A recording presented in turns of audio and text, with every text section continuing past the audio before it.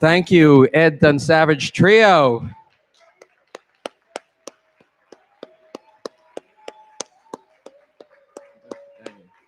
Okay, you may want to start thinking about coffee and dessert. We're going to start the ceremony in about 10 minutes. Noble Coffee is near the back of the hall in that direction. Desserts generously provided by Lily Bell Farms Chocolates. So enjoy your food for the next 10 minutes or so. Just mention you've been enjoying appetizing small plates by Jefferson Farm Kitchen, Standing Stone Brewing Company, Taqueria Picaro, Taj Indian Cuisine, Ostras, and Aqua. Thank all of you for what you provided to us tonight. Thank you. Okay, I will see you back in about 10 minutes.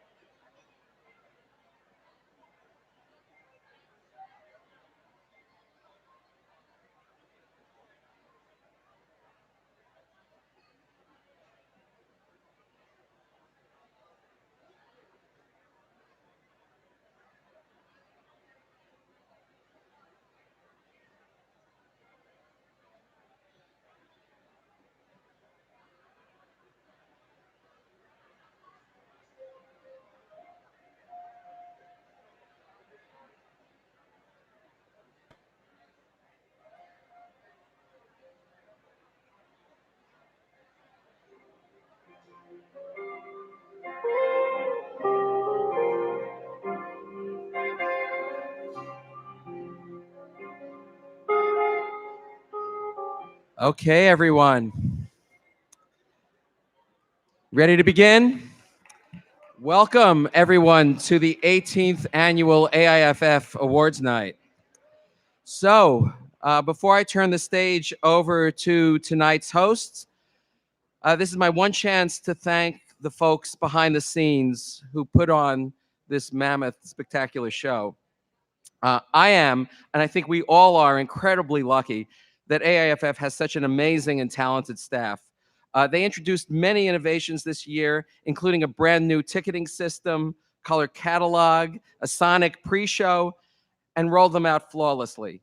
They love working together, and I love working with them. So I want to give special thanks to the 4 key people who make this festival run so smoothly. Let's bring them out. Our extraordinary Director of Operations, Erica Thompson. Our Communications Manager, Emily McPeck. Festival Producer, Bruce Hostetler. And Systems Manager, Leah Halpert. Thank you guys so much for the work you did. Thank you. Okay, bye-bye. Okay, so behind the scenes, I want to mention the core who support them: Festival Associate Megan Keith, Volunteer Coordinator Samantha Sager, Programming and Hospitality Coordinator Kaylee Fagerstrom, Box Office Manager Robin Williams, Education Coordinator Jana Carroll, Events Coordinator Angie Grace, and Armory Manager Jed Davis. Thank you all. I want to thank my programming team, the 10 programmers and screeners led by our senior shorts film programmer John Stadelman and 9 other programmers and 15 screeners who threw their bodies over the deluge of film submissions that came in so that I only had to watch the really good ones and then narrow those down for you. Then the 300 plus volunteers who are the heart and soul of this festival. Many of them have been with us for years and years, and their spirit and friendliness is constantly remarked upon by festival guests. Thank you, volunteers. Okay. And finally, our super volunteers, our board of directors, led by Board President Stephen Sloan. The board's sitting together over there. Could you all stand up? Board and board committee members, please stand at the table over here. Thank you.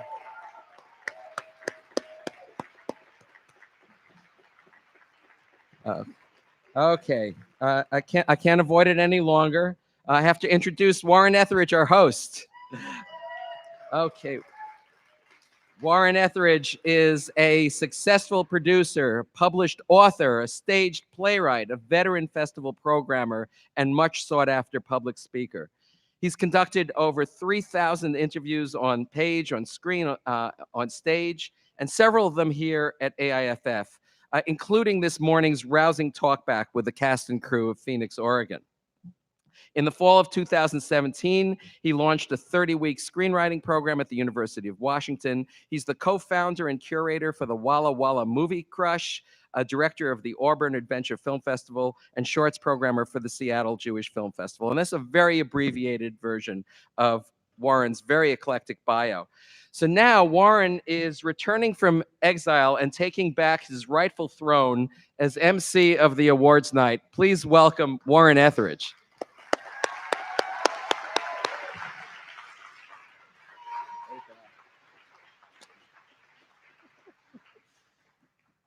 It's good to be back from exile. Thank you so much. I'm going to pretend I don't know who that is so I can just fantasize in my head. I had prepared some notes, but I saw that Richard just named people and then you applaud. So that sounds pretty good. Maylee Otto, round of applause. Brock Dumont. Nancy Dragan. This gig is a lot easier than I thought. But thank you, Richard. It is really it's great to be back here. It's great to be back here because it's a great festival, And it's a great festival because Richard does a great job. Round of applause for Richard Herskowitz.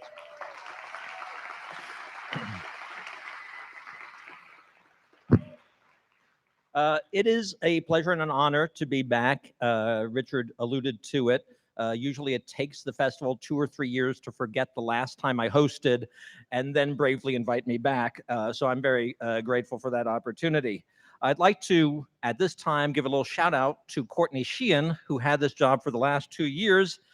She is bright, passionate, film savvy, which leads me to suspect that I was brought back only as eye candy. And just so it's clear, I do not mind being objectified. Do whatever you have to, it's fine.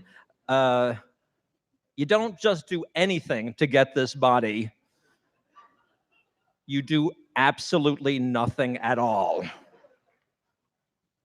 But it's great to be back in Ashland. This is my 12th or 13th year here. Heard from an Uber driver over the weekend that she had just moved from Medford and moved here because she finds Ashland so welcoming, so tolerant, and I agree with that. Round of applause for Ashland.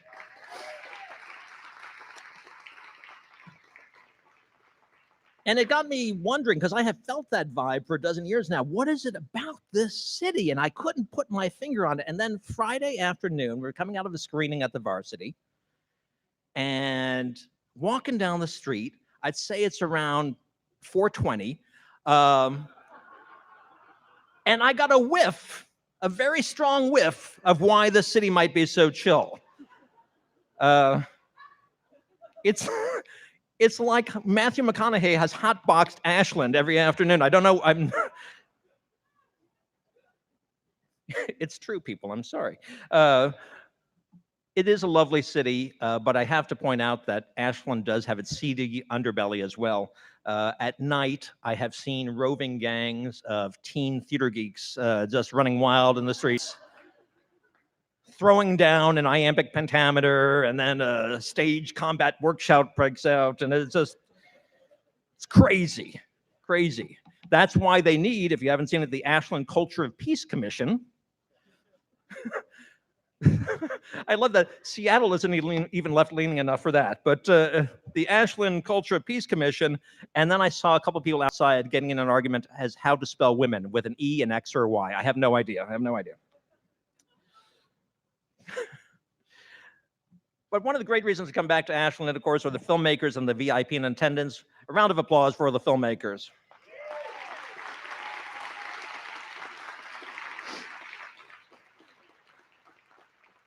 Festival is kicked off with a visit from Oscar winner Irene Taylor Brodsky. A round of applause for her. She's not here, but a round of applause. We have the amazing B. Ruby Rich here tonight. Round of applause. And yesterday I had the great honor of having a chat after a screening of Hearts of Darkness with Eleanor Coppola. Eleanor Coppola. Round of applause for her, too. Hearing her talk about that movie and hearing her talk about her relationship with Francis Ford Coppola made me think that maybe last year she was trying to stuff the ballot box at the Oscars for Glenn Close and The Wife. Yeah, you gotta go to the movies, people. It's also a wonderful festival for local luminaries. Give it up for Annie and Gary Lundgren.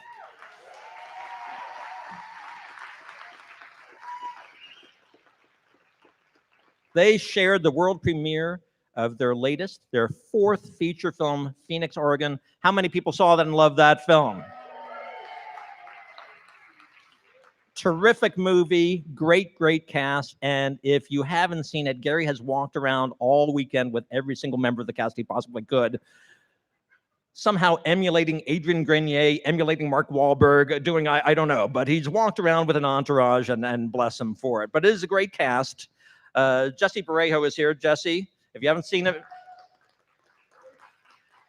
opening night, I saw him do the electric slide. That was well worth it, the price of admission. Ray Gallegos was here. He's fantastic as well. And Diedrich Bader. People know Diedrich Bader from Office Space, The Drew Carey Show, so many other things. Diedrich Bader, I love this. Right after the talkback I did with Diedrich Bader was interviewed by somebody who will remain nameless. The very first question to Diedrich Bader was, "What do you do for a living?" That is not a joke. That is. All right. As an interviewer, I found that hysterical. I come down for the short films in particular. I love short films. Some of you heard this over the weekend. Coming into the festival, I had already personally reviewed nearly 1,600 shorts, and this weekend pushed me over the edge in so many ways. So I'm over 1,600 shorts, and I saw some fantastic ones, and I'd just like to shout out a few. Foster Wilson's Made Public is hilarious. Love that movie. If you haven't seen it, John Block's Waiting Game is one of the most heart-wrenching things I've seen in a long time. Absolutely fantastic movie. And Ellie Fumbi's film, No Traveler Returns. Anybody see that? Oh, wonderful. And I love that movie. Ellie shot that with her entire family, non-actors, and still pulls that thing off. So a round of applause. Nobody should make a film with their family, even the Baldwins. I love the narrative features too. Original Sin, The Infiltrators, One Man Dies a Million Times, all good stuff. But if you've noticed over the years, there are not that many narrative features here. But I heard today in the news that President Trump mistakenly thinks of this as Sanctuary City and is sending more undocumentary filmmakers here right now.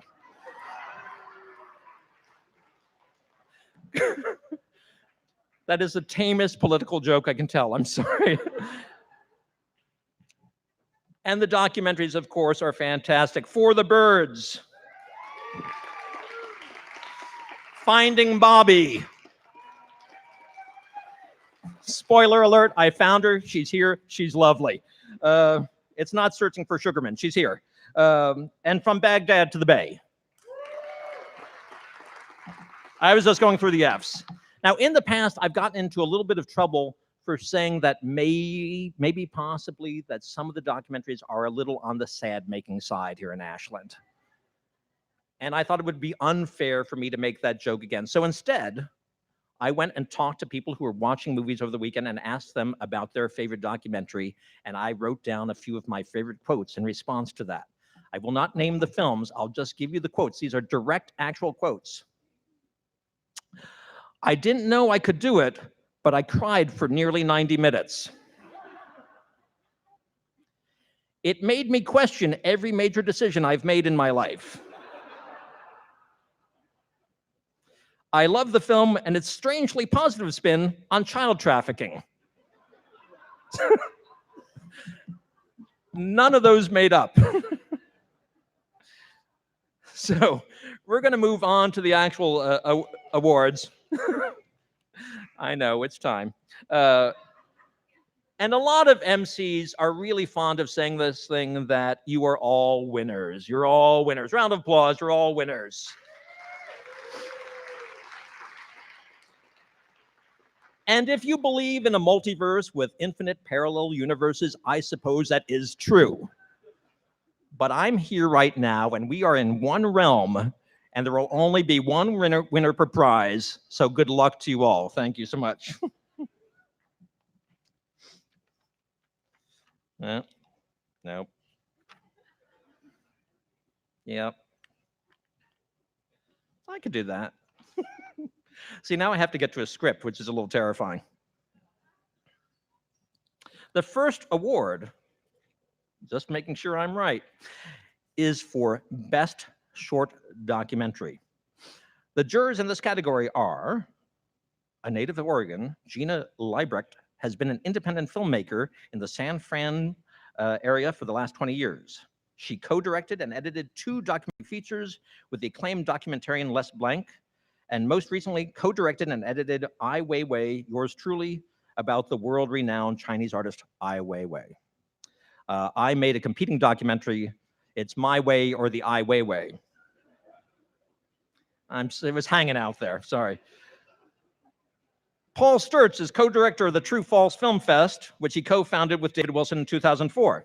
Couldn't give it up for him, yes. Paul was selected along with David in the inaugural IndieWire Influencers list, described as visionaries changing the course of film. And Vivian Hua is a writer, filmmaker, and organizer. She is executive director of Northwest Film Forum in Seattle, a co-founder of the civil rights film series, The Seventh Art Stand, and editor-in-chief of the interdisciplinary arts publication, Redefine. Please welcome Vivian and Paul. Thank you, sir. Hey everyone, Vivian, Gina, and I were really honored to consider these 11 films, little films that could, power-packed with all sorts of great qualities from around the world. We consider them for the Best Documentary Short, and here are the nominees.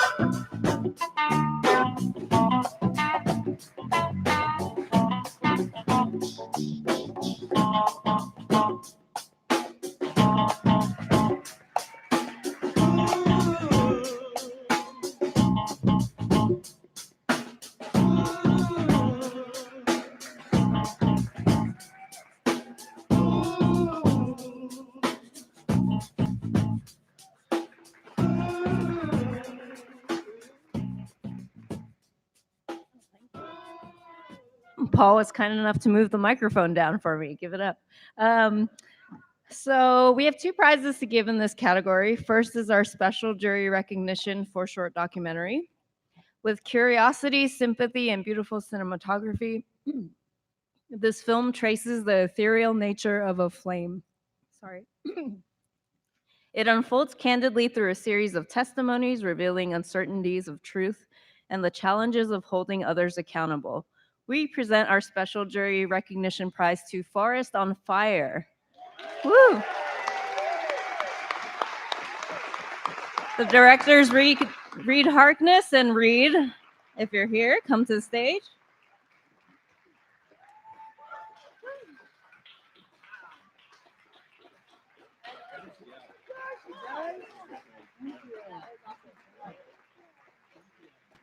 Wow, okay. I guess we're guinea pigs. This festival is really amazing. The programming has been like incredible, and we've just had a really good time. Yeah, thank you for seeing it, for everybody who saw it. Thank you to Vivian and Paul and Topic for commissioning us to make this documentary, and all the unfortunate people who we roped into helping us for free. I would just say that fire is a really present threat, and this film helped us to see that the forest will come back, and that people and communities can actually be very resilient in these situations. Thank you. Thank you.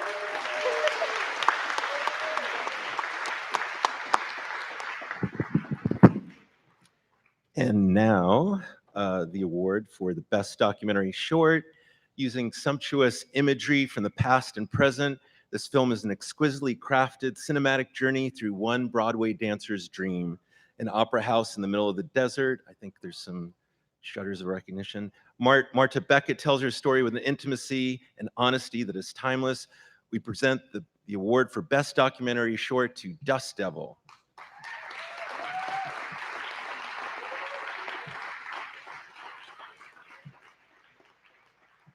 Poppy Walker, the director of the film, shot her film in the US, but she lives in Australia, and she sent us the following message.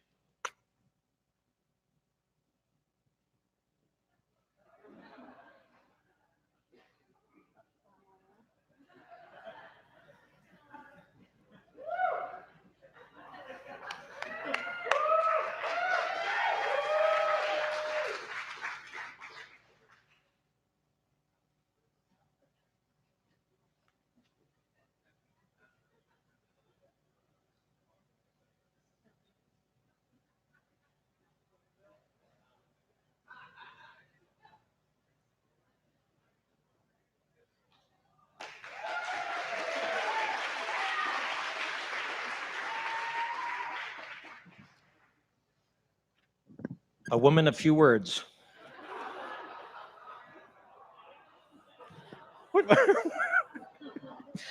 Wow. Might send myself back to exile right now. Finally, we'd like to present the Audience Award in this category. The winner of the Audience Award for Best Documentary Short is, are you ready for it? Drum roll. Can we get a drum roll for this, please? Forest on Fire by Portland-based Reed Harkness. Reed, come on back.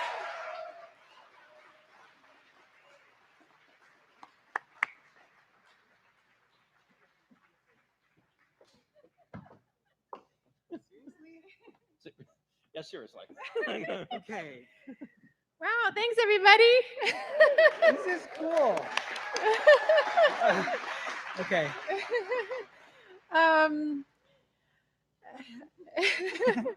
I just feel so fortunate that that there are film festivals like this that give us an opportunity to make and show our what we care about. And I'm new at this, so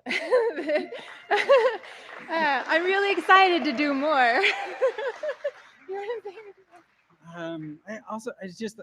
This festival has really provides a great atmosphere for filmmakers to meet, and I just really like this festival a lot. So, and I like it even more now. Thanks, everybody.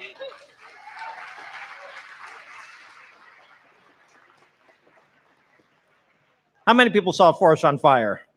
Round of one. I've never been an outdoorsy person, and I'm sure this was not the message of the film, but my takeaway was don't go hiking.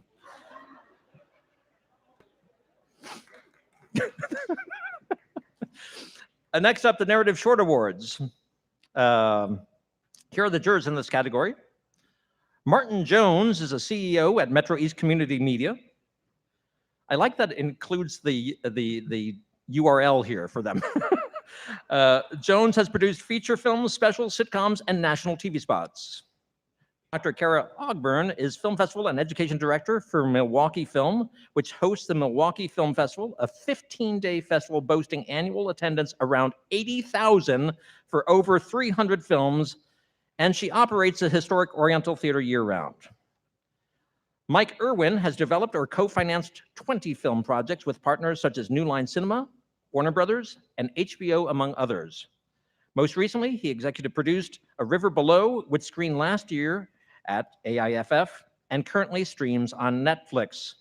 Please welcome the jurors to the stage, Martin, Mike, and Kara.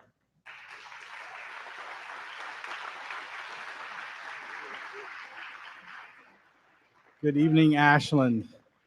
We're representing the short films, but we have the longest script. So I hope you are well fed and well liquored up, because we're going to be speaking for a very long time.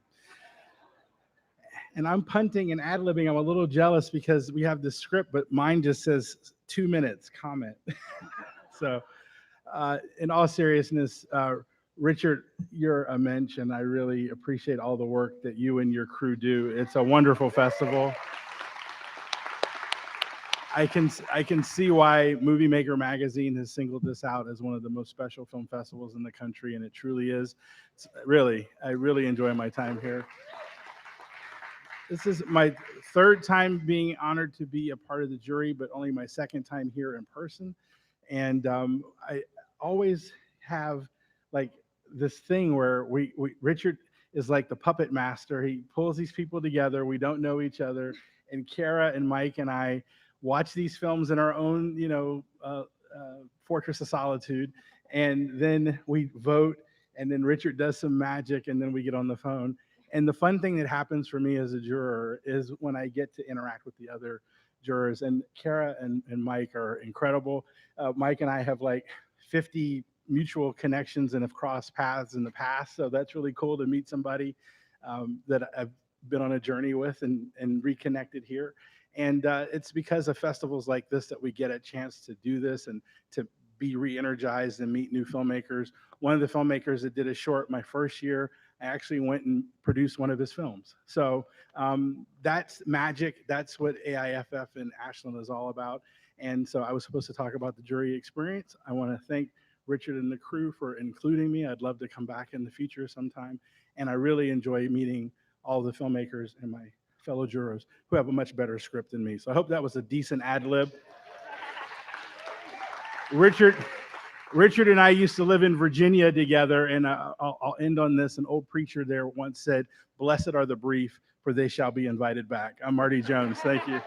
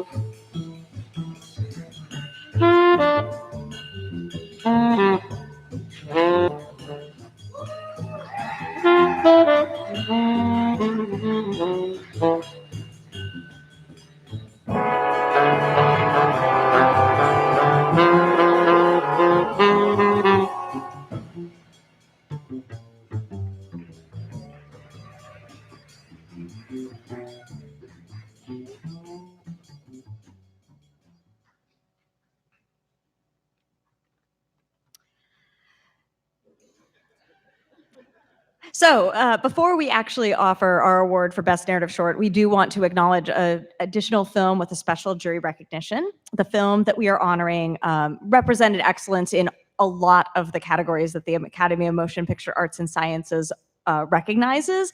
And so for that, we wanted to offer a recognition to Men of Vision. Director Frank Todaro, are you in the room and can you come to the stage? This thing. I hear there was a screening that was very important to get to, so I will accept the award. No? Am I seeing? I can't see. You're here. I don't know. Go over there. I won't say words for you. I'll let you say your own words. Thank you very much. You get that. Thank you. Thanks so much. Appreciate it. Thank you. This is amazing. This is actually the first film festival I've ever attended. My wife is going to be super pissed now that she wasn't able to come because I've been bragging just about this town and the festival. And this puts it over the top, so really appreciate it. hopefully you'll invite me back. Thank you so much.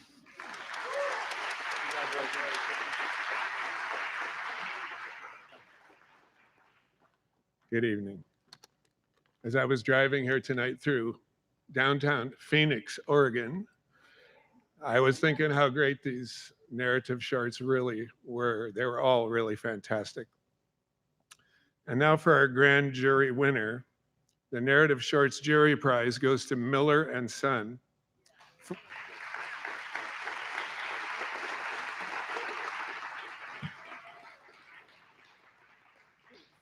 For the film's visionary storytelling, technical prowess, and empathy.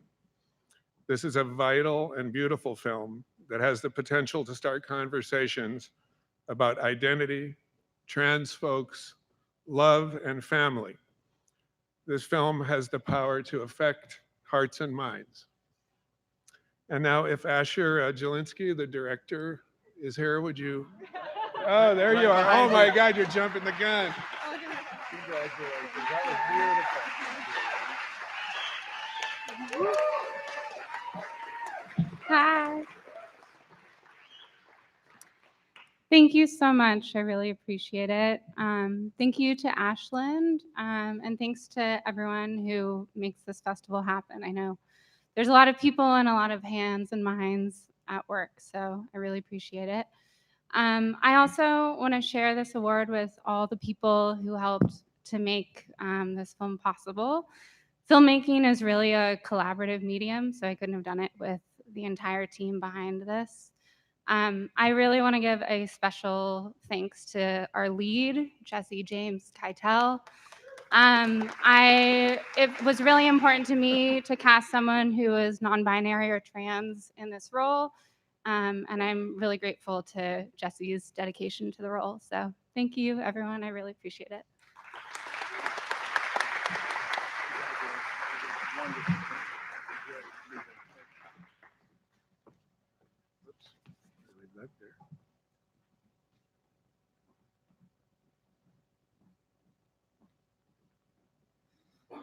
All right. Round of applause one more time for Asher.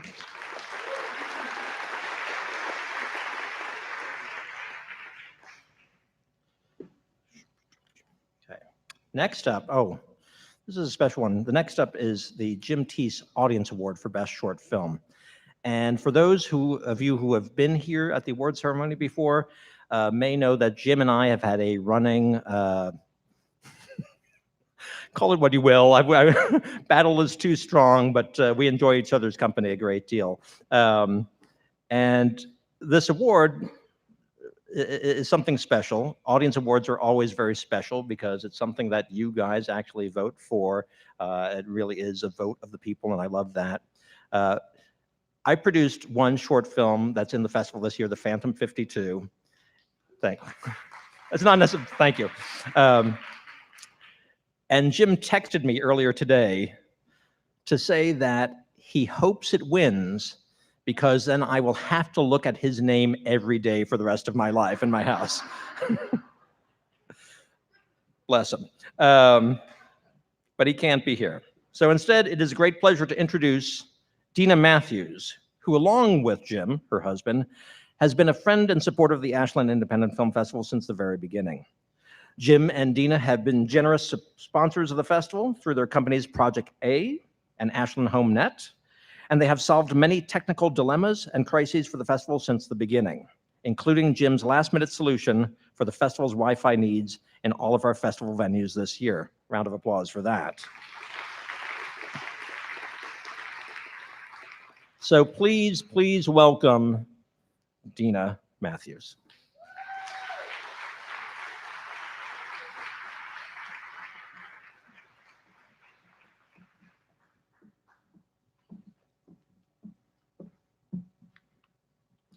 Hi, I'm Dina, and as you can see, it took two of us to fill Jim's shoes. And I'm Michelle, Jim's sister. So Jim and I, this is my first time up here in case anybody's wondering, but it's hard to take the limelight away from Jim. Jim and I have been a proud sponsor of the film festival from, I think, its inception. 18 years. It's mostly Jim. He's got the passion for it. Something about this weekend gets his creative juices flowing. He kind of acts like a 12-year-old all weekend. We were at dinner last night and he was acting like a 12-year-old. Michelle can attest to that. But I don't know if you guys knew it, but when Jim was much younger, he wanted to be a filmmaker. And we have some Super 8 reels of him being a producer and also an actor. They're pretty entertaining. And he would have much more eloquent words to say, but I think he summed it up last night when we were at dinner. And he said, Ashland's pretty spoiled.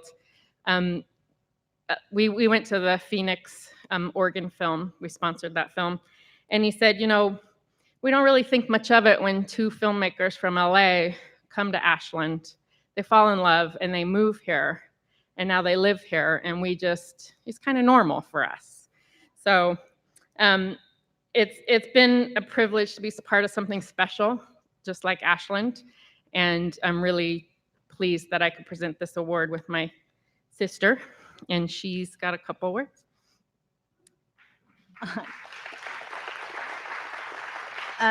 On Jim's behalf, he just wanted to let everyone know that he loves working with everyone behind the scenes and is proud of everyone for making this a world-class event that the entire community appreciates.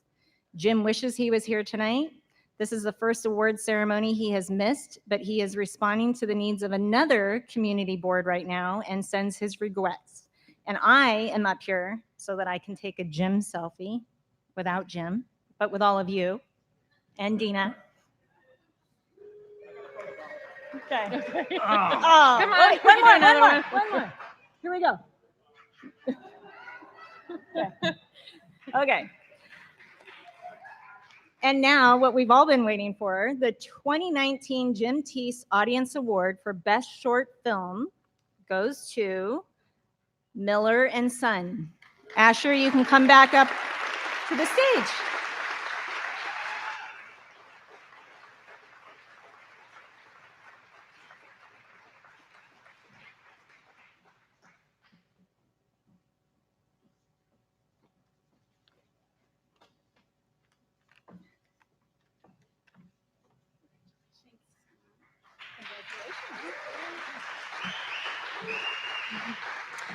Thank you. I don't know if I have anything else to say, but I really appreciate everyone, and this is a really big honor. So thanks so much.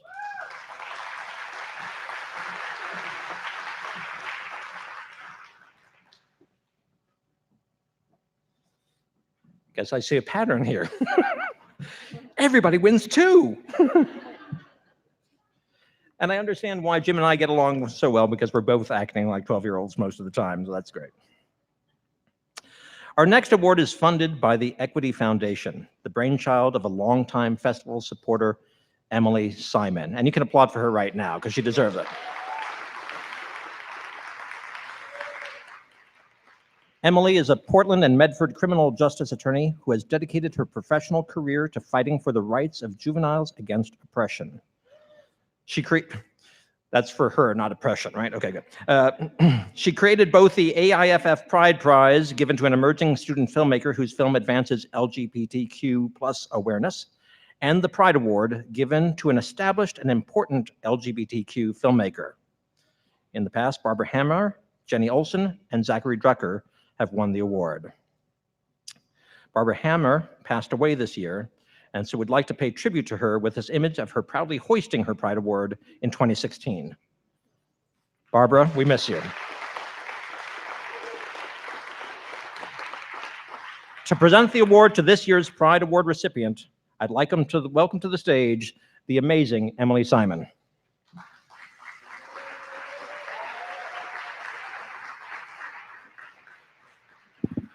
There's been a lot of shout outs for people in this room who love Ashland.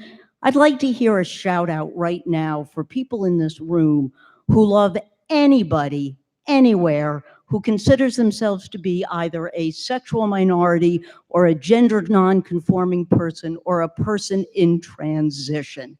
That's what I'd really like to hear.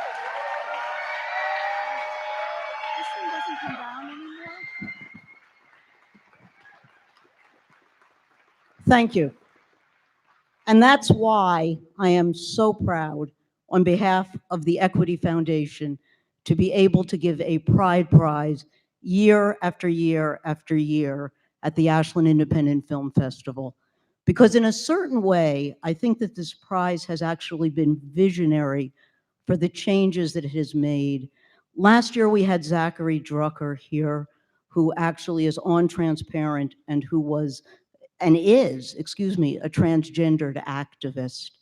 And this year, we have so many transgendered films and movies about issues with people who are in the process of transgendering. And that's what I like to think this prize is. I think that this prize should be given to filmmakers, and this year to Ruby Rich, for people who open the doors for new forms of cinema and for new forms of movies that show people in all of their complexities, in all of their imperfections, and in all of their perfections. And it's with that that I would like to introduce Ruby Rich. Come here, Ruby, where are you? Hiding behind you. I don't want you to hide behind me anymore because this thing is very heavy, this Pride Award. And my trainer will be happy that I've picked it up and walked up very steep steps, but I'm equally as glad to hand it off at this moment to Ruby. When I first met Ruby on Friday, I knew that there was an immediate kindred between the two of us, even though we had never met before, because we were both dressed in SLA, that standard lesbian attire. Without even talking to each other, we were wearing a blue suit and a checked shirt, a pink checked shirt. And Ruby's opening line to me was, "My checks are bigger than yours." So tonight, instead of wearing a jacket, I decided I would wear a vest. And Ruby truly is the vest of the vest, because what Ruby has done for cinema, for gay cinema, is contained in a book called New Queer Cinema. And the important part of this book, and the important part of what Ruby has done, is to be there, to quote Hamilton, she was there in the room, in the room, in the room.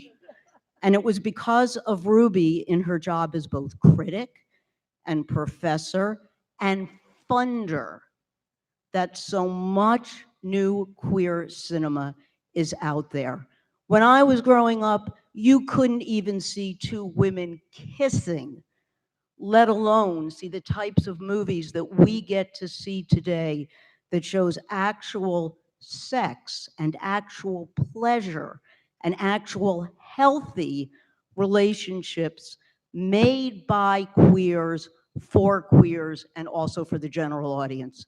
So I'd like to personally thank Ruby for making it so that my favorite movie no longer had to be Some Like It Hot, and that my movies could really actually be hot. So thank you, Ruby, and I'm so glad to have given you this award.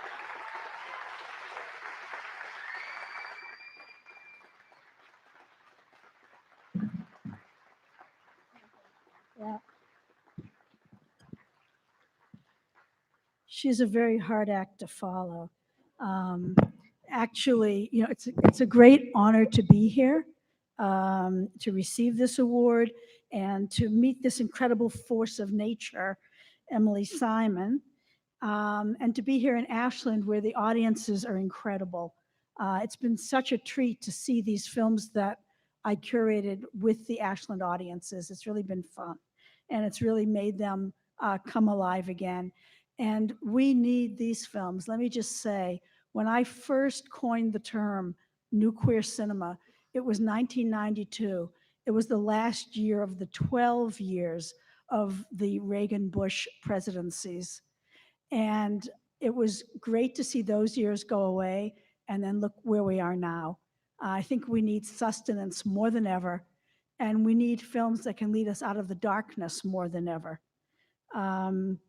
And we need alliances. And I've been thinking a lot about what I called queer intersectionality, following Kimberly Crenshaw's term from the same era, because we are really all in this together. So many of us are targeted now. We can share the wealth. We don't have to just say, we're here, we're queer, get used to it. It's more like we are all here and we better band together because the threats are encircling us. And in that, yeah.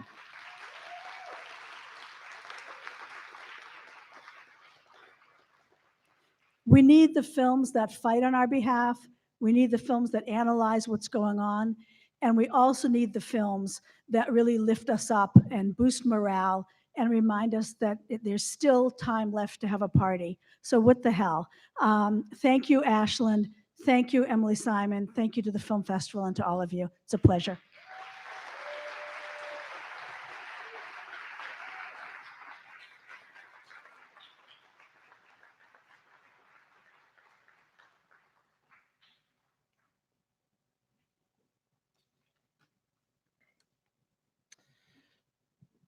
And now I'd like to introduce the narrative feature jurors who will present the Gerald Hirschfeld Award for Best Cinematography and the Jury Award for Best Narrative Feature. Our narrative feature jurors are Meredith Brody, has written for film magazines including Cahiers du Cinéma and Film Comment, and her award-winning writings on film have also appeared in the New York Times, The Village Voice, LA Weekly, and IndieWire. Jonathan Hertzberg is the Director of Theatrical Sales, Marketing, and Acquisitions for Kino Lorber Repertory, a label he helped launch in 2016. As you may know, the festival paid its Indie Institution tribute this year to Kino Lorber, Jonathan's employer. Livia Bloom Ingram is the Vice President of the distribution company Icarus Films. She has also curated programs at the Museum of Modern Art and the Cinémathèque Française. We're very pleased to welcome to the stage to present the Narrative Feature Awards, Meredith Brody, who made it here while her fellow jurors got stuck in New York. Please welcome Meredith Brody.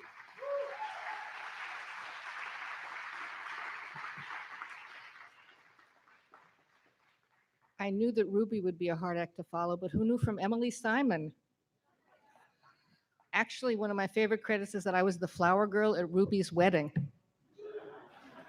I have to say, this was the pleasantest jurying experience I've ever had. We all saw the 5 movies at our leisure, had a 24-minute conversation, which I know because my plan told me it was going to cost me a penny a minute. And I said, go ahead. I spent almost a quarter talking to them. And we had after the conversation, we were still able to talk to each other. Anyway, aren't we going to see the movies?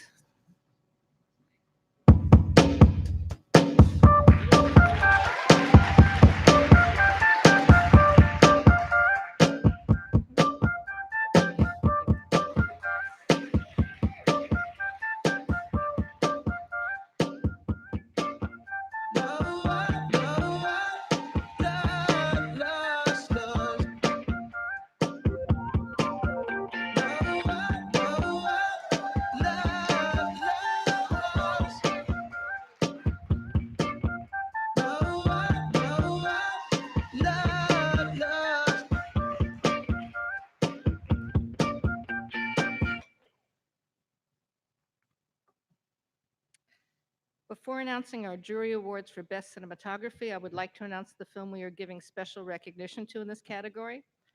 For its extraordinary cinematography, special jury recognition goes to In Reality, whose cinematographer, Nadine Martinez, deftly mixes colors and textures to match the subjectivity of its protagonist, contributing to a varied and visually rich viewing experience. Ann Lupo, can you come to the stage for your certificate?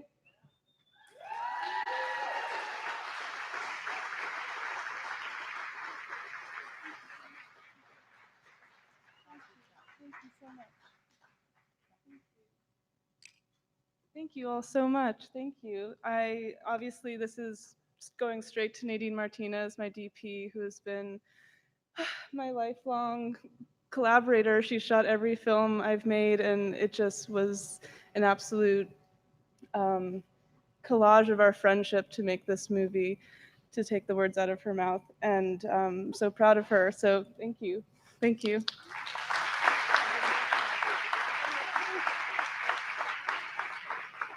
I didn't recognize her as the blonde. And now for the Gerald Hirschfeld Award for Best Cinematography. For its moody and timeless black and white images, at the same time rich and austere, the jury's unanimous choice for Best Cinematography goes to One Man Dies a Million Times, shot by Sean Prince Price Williams. Jessica Orrick, please come up here for your award.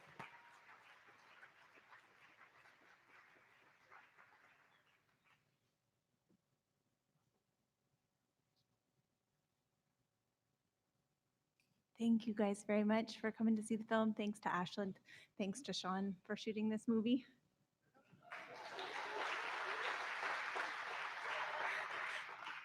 Could you stay up here for a minute? Sure. I'd like to precede our award for Best Narrative Feature with a special jury recognition award in the narrative feature category. Bullshit! Where did you put a gear in there? Bullshit! Where's Richard Hurt? No. We're still doing the No, cinematography I award, don't Klaus. care what we're doing right now, okay? You need to put a gear the rest of God on the monitor. Where's Richard Herskowitz? You never put my stipend! You play a gear and you pay Werner. You fuck off, all of you. Klaus. What a guy.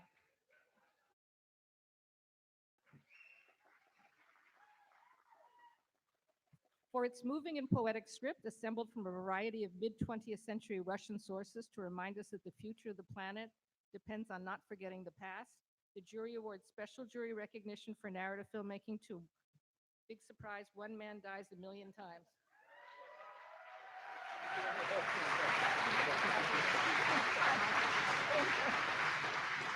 Thanks again.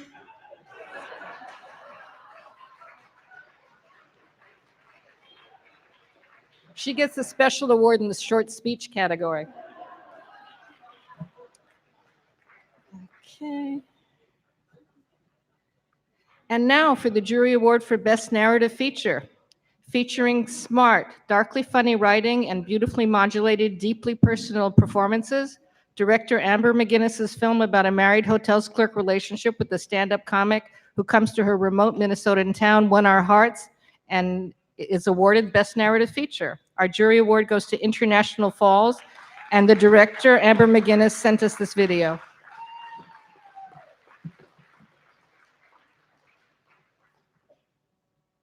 Hey Ashland, it's Amber McGinnis. I'm the director and producer for International Falls. And I just wanted to take a second to thank you so much for including International Falls in your festival. We feel like Ashland really celebrates true independent filmmaking. And you have just surpassed our dreams by making us the Grand Jury Prize winner for Best Feature. So thank you so much. International Falls is really a passion project for me. It's my first feature film. I spent several years trying to get traction for it, and really I just had to pull on my boots and raise all the money myself. I started my own production company called Outskirt Media to really facilitate making this project, and got all the investors based on my theater work here in DC. And I am just so proud of how it all came together, and I'm still actually pretty amazed that we crossed the finish line and finished the thing. And that's because I had an amazing team supporting me and working with me. I want to thank Thomas Ward, the writer, for writing just a beautiful script. Our amazing team of producers with Pegalo Pictures and my producing partner, Nick Dunlevy. And my friend Drew Aiello, who was our director of photography, who I think just did an amazing job. And then I can't go through my list of thank yous without sending a huge amount of thanks to Rachel Harris and Rob Hubel. Rachel really came onto this project early on because she fell in love with the script and the story, and really, I think independent filmmaking has to start with that. Any good film should start with that, with a good script and a good story and characters that you really care about. And from there, Rachel really was our cheerleader for like bringing in other amazing talent like Kevin Nealon and everyone that you saw in the film. So I just want to express my gratitude to Ashland Film Festival and to all the amazing people who are involved in doing this. Similar to Dee in the story, I feel like the thing that we have to do is try.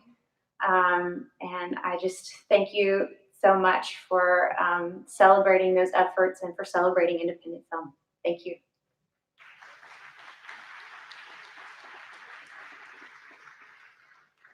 How many people saw International Falls? Did you love it? Love it? I really, really enjoyed it, but I have to tell you the storyline about a middle-aged city slicker who comes to a smaller town. He's slightly snarky, slightly cynical, uses a mic as a platform to make fun of local. I don't buy it. I don't buy it. I don't buy it. Would never happen. Also, round of applause. It's been wonderful to have Klaus Kinski here all weekend.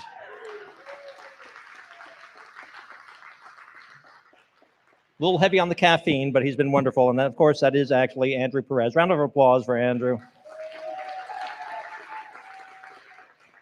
If we clap loud enough, I believe he'll return next year with his one-man show portraying Chris Kattan, portraying David Spade. And I am David Spade. I'm sorry. It was, again, hanging out there and absolutely necessary. Now, our narrative feature film award, the Varsity Audience Award, recognizes the key contributions of John C. Schweiger, the owner of Coming Attractions Theaters. In the 1980s, he bought his first theater, the Varsity, and brought foreign and independent films to Ashland. John was instrumental in the creation of the Ashland Independent Film Festival and in its continuing existence today. And this award is named for the flagship theater and the home of the festival for 5 days each April. I'd like to welcome Al Lane, the president and COO of Coming Attractions Theaters, to present the Varsity Audience Award.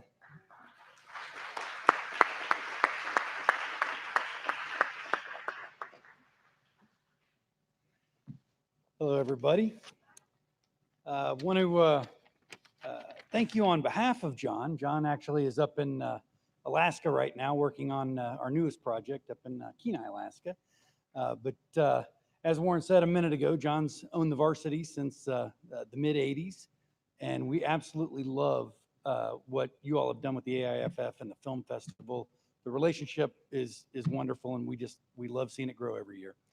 On behalf of John and those that join me here, Mark Murin, who's in the audience, one of our operations directors, and of course, one that does all the work that related to the film festival that many of you know, Lee Fuchsman is in the audience.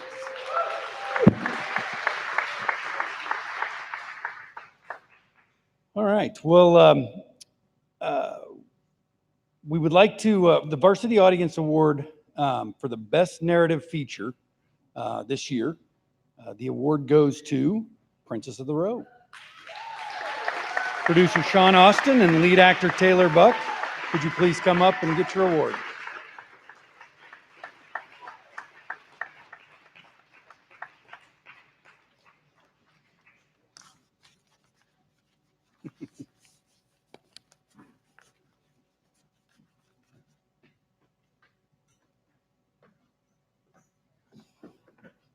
Congratulations. Thank you.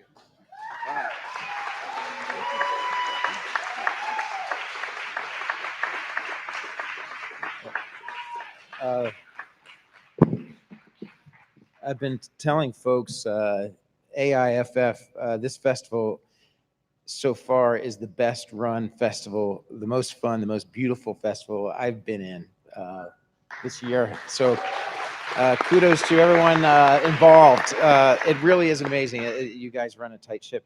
And we're very grateful for this.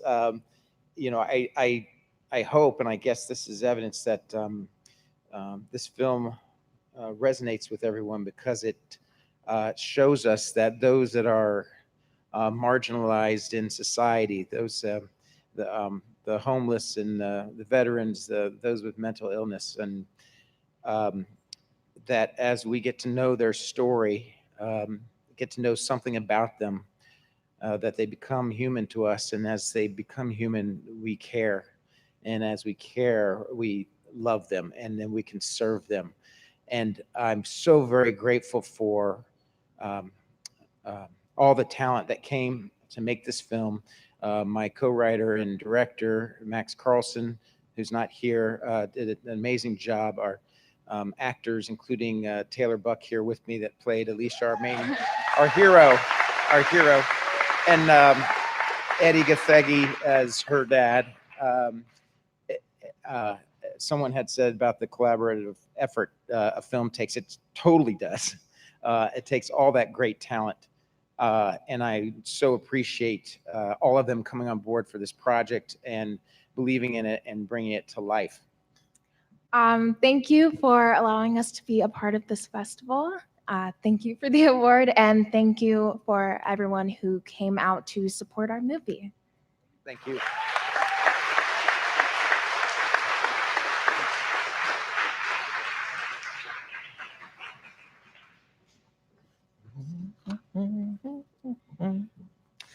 Oh, now it gets really interesting, the Documentary Feature Awards.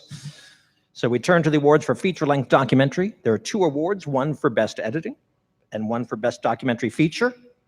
14 feature-length documentaries were up for the audience and jury prizes. And let's take a look and clap along. It's a competition.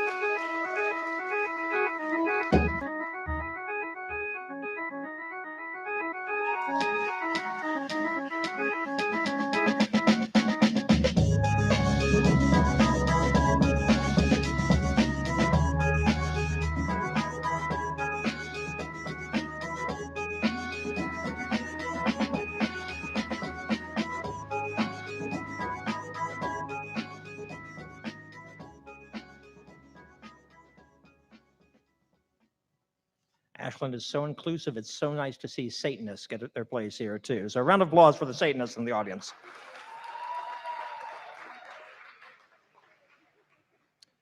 The jurors in the feature-length documentary category are Carlos Gutierrez, is the co-founding executive director of Cinema Tropical, the New York-based media arts nonprofit and leading presenter of Latin America's cinema in the U.S.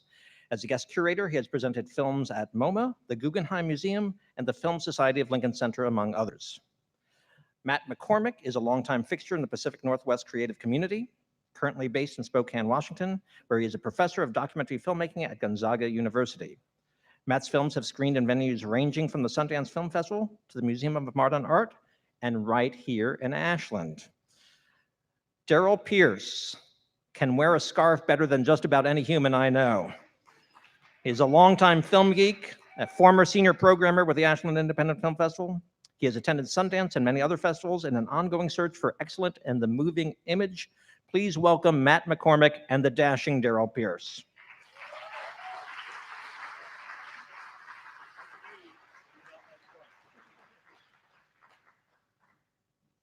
Had I known, I would have brought the scarf. Hi, it's great to be back up here again. As you know, we have two different categories, documentary feature and best editing in the documentary feature. It was a remarkable list and it was very tough. After years of programming, I never had to pick my best before. Like I'm looking at all these films and I put them in an order. In programming, you put them in groupings, there's different things, but you don't decide that one is the best. It's like, what's your favorite child? And it was just really hard for me. So I found it very challenging. I'd worked with jurors before, but I had never been on one. And so it was a learning experience for me. As I said, we have 2 awards to give for best editing. The first is our special jury recognition in this category. The editors of the film were honoring exploited color, sound, and graphic design to create a visually stunning film about a fascinating artist. How better to craft a documentary short about a surreal artist than to create a surreal film? Our special jury recognition for editing goes to Queen of Paradis. Director Carl Lestrom and Renee Ryan.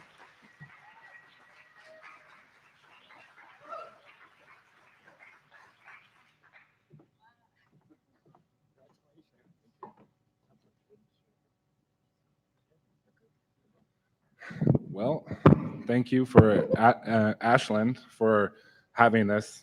Like everyone before us said, it's like the best festival out there, and we couldn't have had a better time. We've met so many cool people, and we've actually made some like friends that I think will be like lasting friends. First, I want to just thank Ren Paradis, the artist and subject of the film. Brilliant and beautiful too. And I want to just do a quick note and thank her for agreeing to not only do a film with me, but supporting me all the way with me doing my own vision, and that includes the editing. So thank you guys so much. We really appreciate the award. Thank you. Yeah, thank you to everyone who came to see the movie, and thank you to Carl. And yeah, we're really happy. Thank you, guys.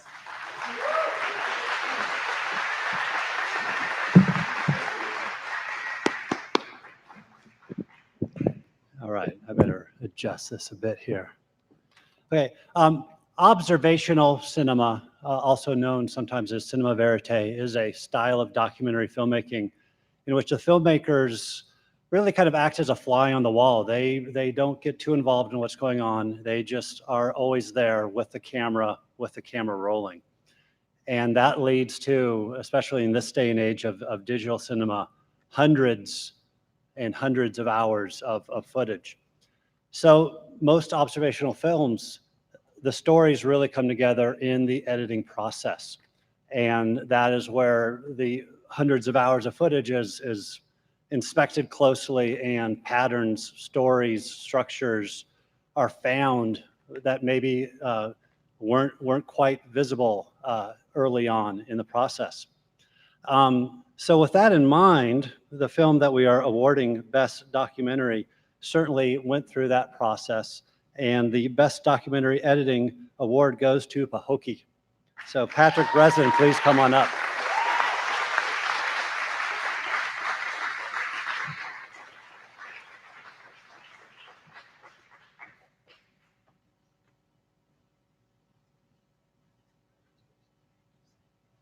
All right, good work. There you go. Yeah. Well, we recorded the lives of really beautiful young people in rural America, and we recorded 300 hours, and my wife edited the film, co-directed, and she gave everything to this film. She was sick the whole time we were making the film, and it turned out she had bad everything's a tearjerker in Doc. I love Gilbert Godfrey. Where is he? Let's give him a hand. He's back over there. Everything in Doc is a tearjerker. So my wife lost her fallopian tube and ovary because she had like such bad endometriosis, and we had no money, and we just didn't have health insurance to do the surgery. So this is I wish she was here because she really gave everything to this film, and the participants of the film were so inspiring. It was warranted. So thank you to the jury, thank you to Richard and all of the wonderful volunteers. Thank you.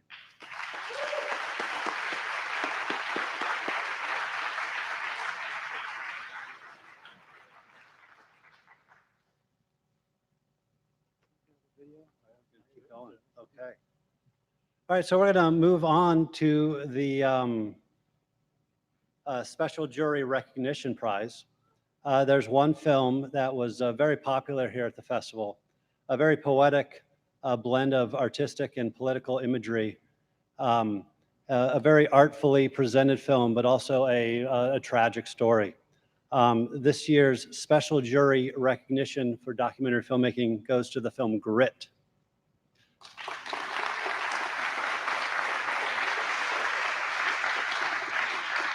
So the filmmakers, Cynthia Wade and Sasha Friedlander, could not be here, but they did send us this message, which I'm going to read to you now. It is with extreme gratitude that we accept this award from the Ashland Film Festival. We are humbled and honored. Our only regret is that we could not be in Ashland tonight in person. In 2012, we started making Grit.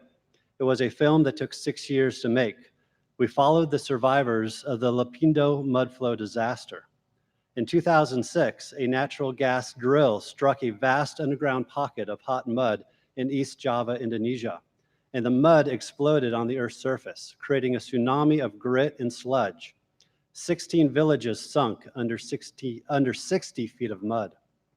Over the course of the years of shooting, we watched a young teen girl, Diane, who lost her home and village to the mud, grow into a fierce activist. Diane's fight is our fight for all of us. It is for the health of our planet. We thank you from the bottom of our hearts for this honor. Thank you, Ashland.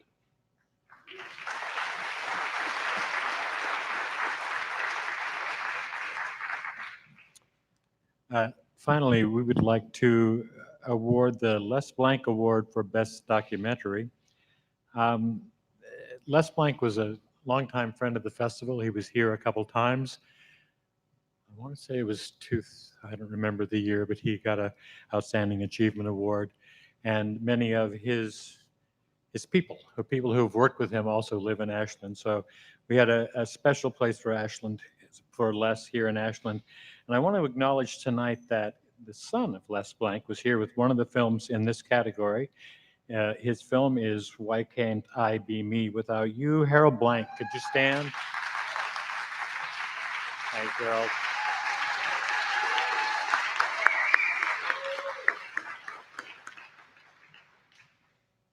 The jury has decided to give the award for Best Documentary Feature to American Factory for creating a multi-layered, engrossing, and poignant cinematic depiction of the cultural and working condition differences, many of them incompatible between the American and Chinese industries. Filmmakers Stephen Bogner and Julia Reichert have created a complex intercultural portrait that is not only funny, but timely, political and eye-opening. Interestingly, this film was photographed by Eric Stoll, the winner of last year's jury prize for Best Doc Feature. Julie Reichert and Steve Bognar couldn't be here, but they sent us a video acceptance, which we should roll now. Yeah, wow. Thank you so much for calling, Richard. It's so good of you to let us know. It's great news. I can't wait to tell Steve. All right, thanks. See you, Richard. Bye. Oh, hey, honey. Hi, what's going on? That was Richard from Ashland. Oh, Ashland. Man, I wish we were there. I know. Such I a love great that festival. place. I love that. Remember, we had that long walk along that really winding Oh, stream remember that with all the bar, the dive flowers? bar? Oh, Well, that was yeah, the crusty dive bar. you Yeah, know, the yeah. wood I like this. peeling. I know. I like the stream. You like the bar, but it was a great. Well, anyway, Richard had news. Is everything okay? Oh yeah, he's fine. Everything's fine. But our film, American Factory, just won the top jury prize at the festival. Holy shit, that's great. Yeah, I know. It's fantastic. Wow. Ashland Film Festival. Way to go. Congratulations. Well, congratulations to you, dude. I guess we better thank the folks. Okay. Okay. Thank you. Thank you so much. Awesome. We This wish is really great. we wish we were there We with really you. do wish we were there. But really, thank you so much. This is fantastic news.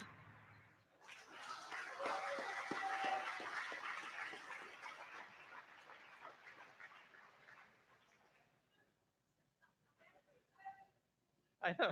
Yeah, I'm creating a new award right now, and I think they've just raised the bar for everybody else who videotapes an award message. That is the best acceptance video so far. Send them another trophy. I'm so tempted to do the rest of this in my total Gilbert Gottfried mode, but I'm going to resist that temptation. It's already close enough.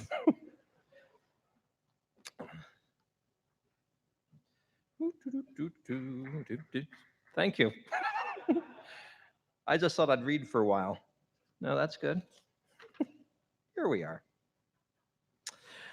The official sponsor of our next award is Central Point's own Rogue Creamery.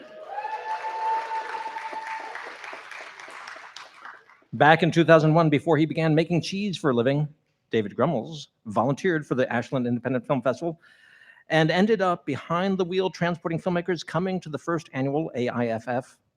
When David bought the Rogue Creamery, he immediately signed on as a sponsor of the second annual festival and has been a passionate supporter ever since.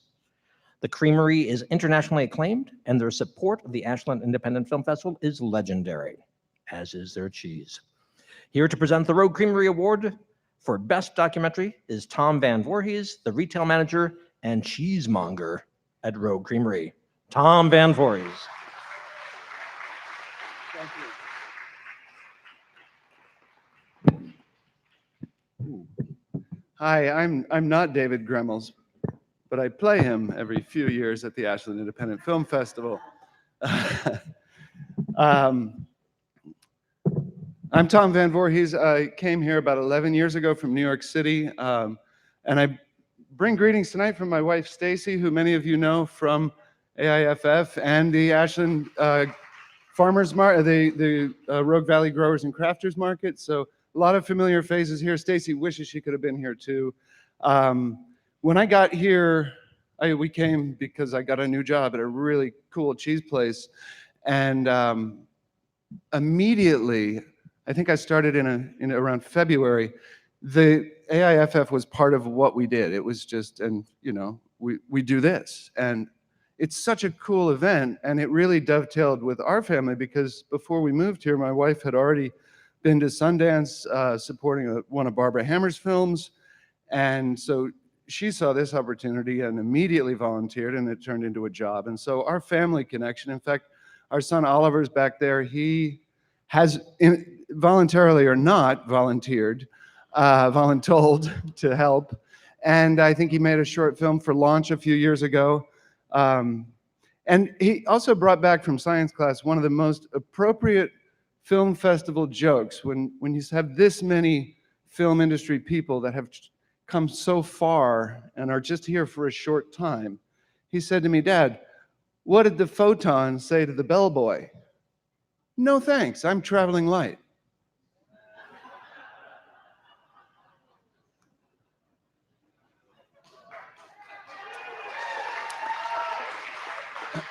And the 2017 Ashland Independent Film Festival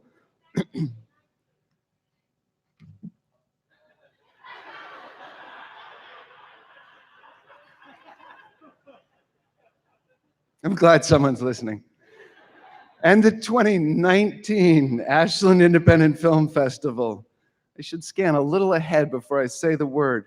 Rogue Creamery Audience Award for Documentary Feature is The Weight of Water, directed by Michael Brown.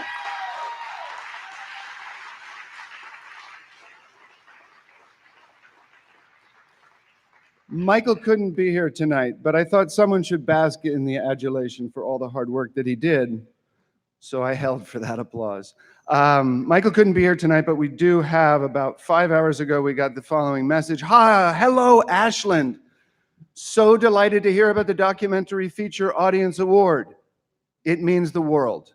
I was so gutted to miss the festival myself. Even this morning, I saw posts from friends about all the enthusiasm in Ashland, the amazing town, and especially the fantastic audience.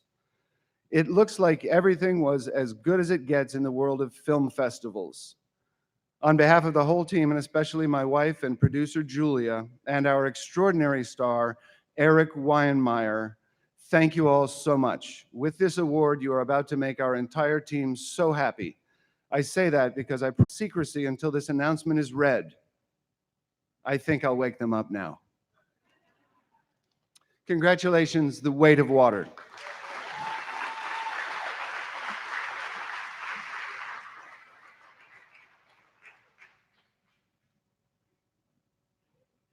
Round of applause for Tom and a little bit of a performance there. It was very nice. Very nice work. And now for our final award, I'd like to bring to the stage Richard Blue, who announced the creation of the new James Blue Award right here on stage last year. Tonight, Richard will be giving a $2,500 check to the I'm hopelessly unemployable, so I got excited. He'll be giving a $2,500 check to the first recipient of the award. Richard, please come to the podium.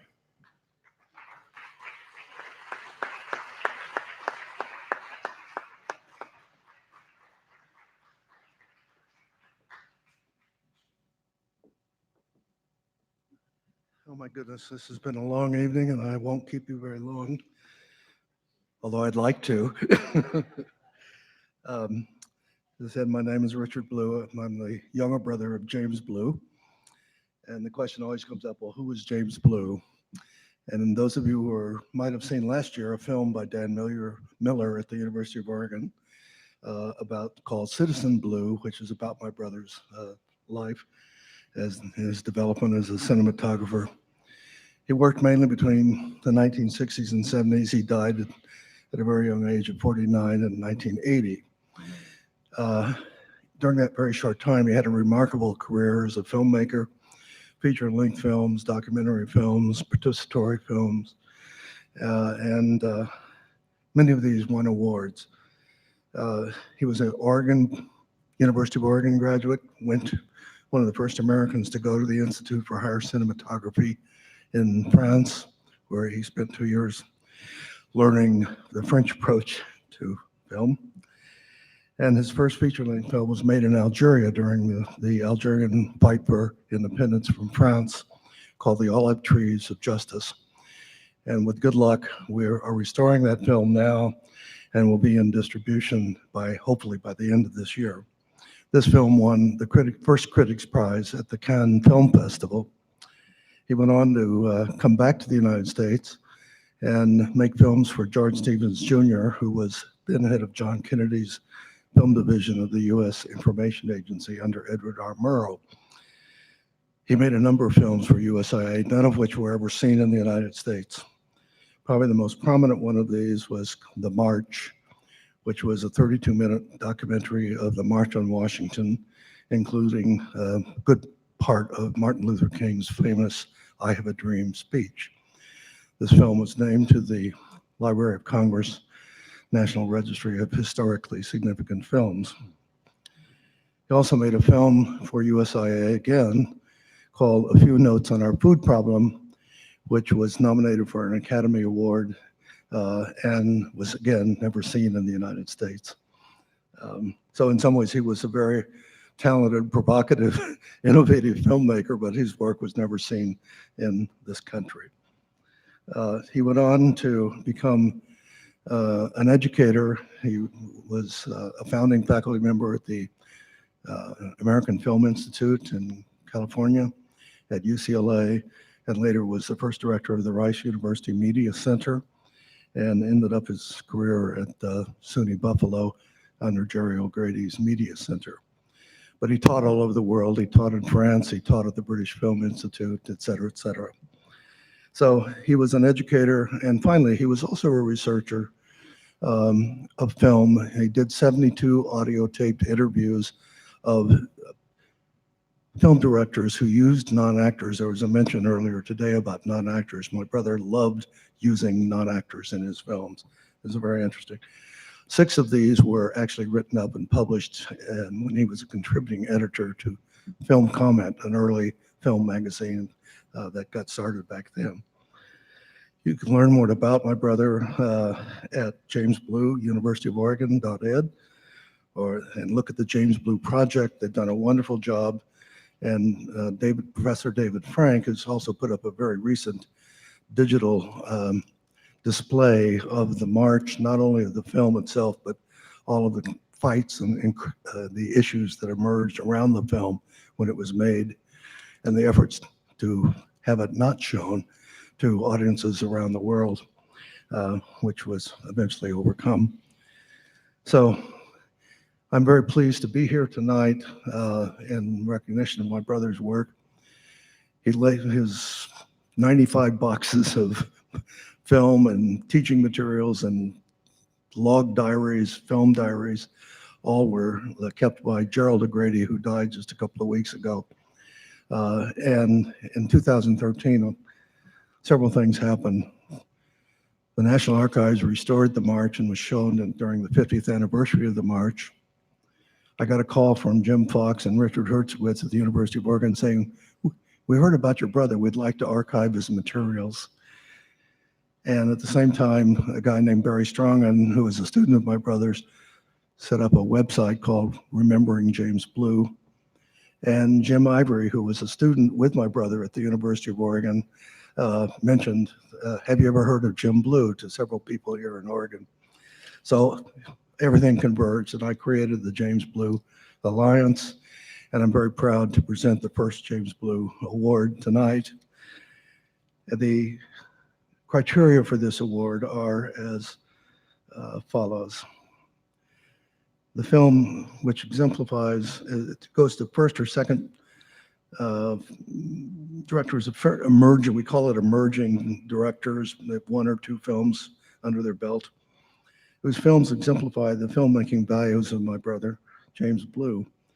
Number 1, focus on understanding and appreciating complex issues of social justice and social political change. Number 2, a participatory approach and a collaboration between the filmmaker and the subjects. He was not a fan of cinema verite, I have to say this. 3, a questioning and exploratory approach to developing issues that avoids didactic or easy answers. He never started with an answer, he always started with a set of questions. And finally, films that use a visually rich way to tell compelling and truthful stories. So I'm very pleased to say that this is a juried award. The jurors for the award were Barry Strongen, who was a student of my brother's. He's a New York-based film director and has won numerous awards. And Claire Aguilar, who is the Director of Programming and Policy at International Documentary Association, and she oversees IDA's professional development education. Claire and Barry chose to give the James Blue Award this year to The Rescue List.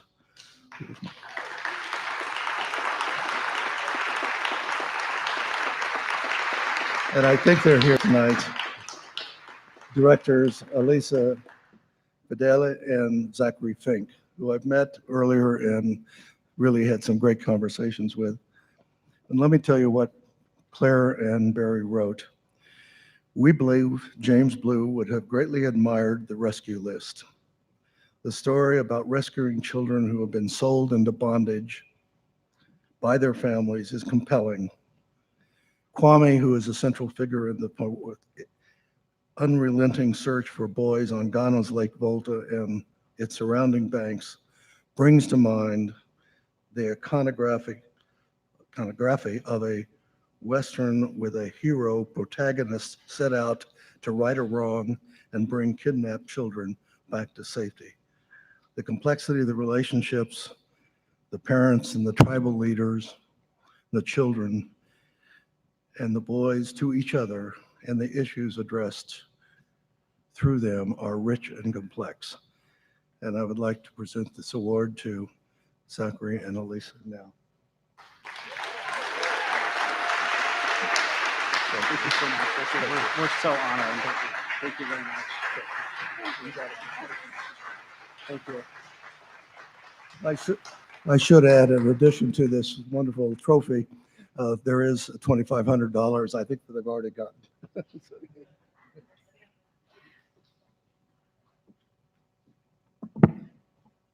Thank you, Richard, and thank you, Ashland Film Festival, for this honor. We're incredibly moved to receive this award. And as so many people have said, our experience here has just been second to none. The community, the audiences, everyone who puts this festival together, thank you for giving us the opportunity to share these films that we make from the bottom of our hearts with audiences. It's so meaningful. So yeah, we are the ones with the strangely positive spin on child trafficking, as mentioned earlier. Thank you, Richard, and thank you, Ashland. We really appreciate it. We're honored and humbled. There are 45 million people enslaved in the world today. That's more than at any time in human history. And we made this film to shine a deeply personal and intimate light into the lives of some of these amazing children who are survivors of human trafficking and modern slavery. And they're true heroes that are rescuing them. And we are so grateful to the audience here and to Ashland Film Festival for seeing it, and to Richard and to the jury and to James Blue. And we're very grateful. And we have been talking about it, and we're taking the prize money and we are donating it right back to Challenging Heights, which is the organization through which we worked to gain access and work with these children. So thank you, Richard, for helping make that donation a reality. We really appreciate it.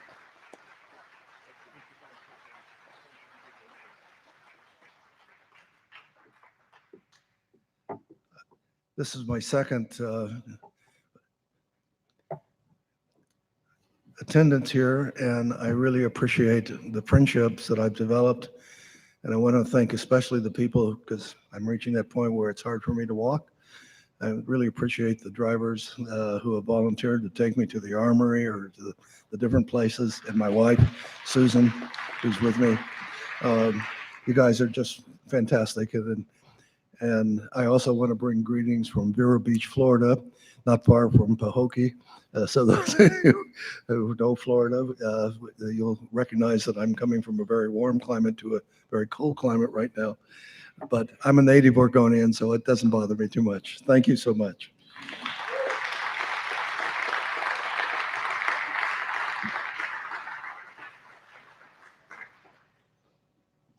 Round of applause, Richard.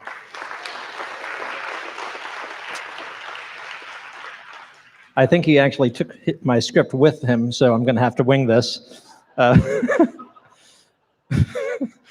Fortunately, we're at the end, and I only have a few more things to say. First off, I have to thank Richard for allowing me to come back here and host. It means a lot. Thank you so much, Richard. You took a chance. That's what happens. But I also hope that we can all give a round of applause to the board, the staff, and the volunteers that make this festival possible.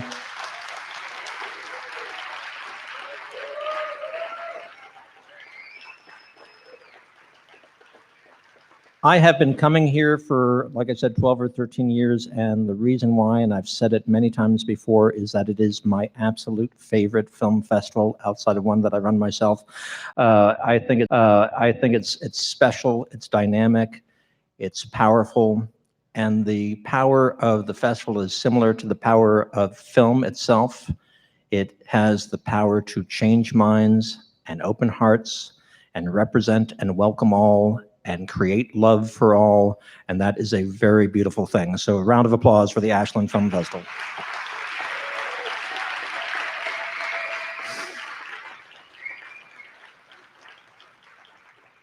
Some of you were stunned by my sincerity right there, so let me get back into character. For those filmmakers who did not win an award tonight, I believe that Reed Harkness and Jessica Orrick and Asher Jelinski all have two. You might try bumming one of them up. That's it. And finally, you should know that the party continues at Jefferson Spirits tonight for the After Lounge, but I have to send you there with one toast, everybody, all the movie makers and the people who really make count the audience. Cheers to you all. Thank you for having me back. Good night. Enjoy.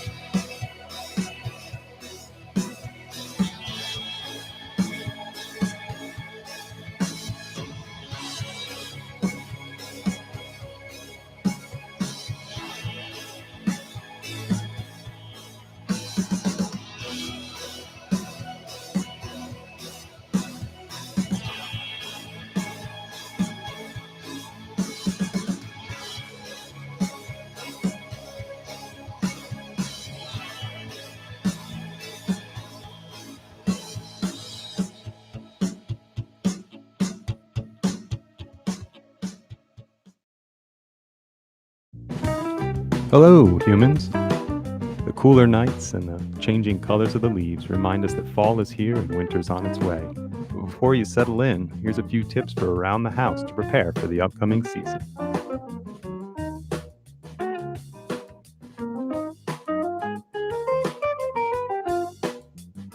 Hoses that are still attached to exterior faucets, coil them up and stow them away for the season. Also make sure that there's some foam wrapped around the pipes so that they don't freeze.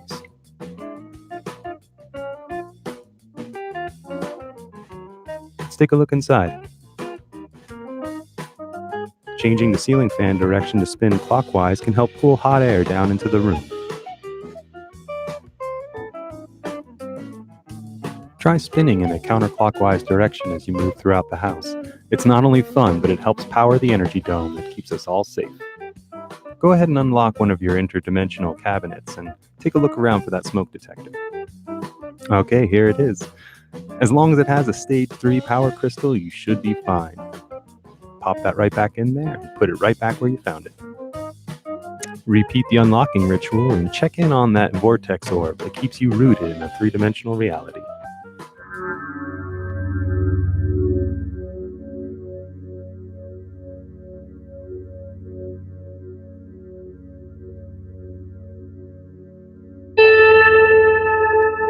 Okay, looks good.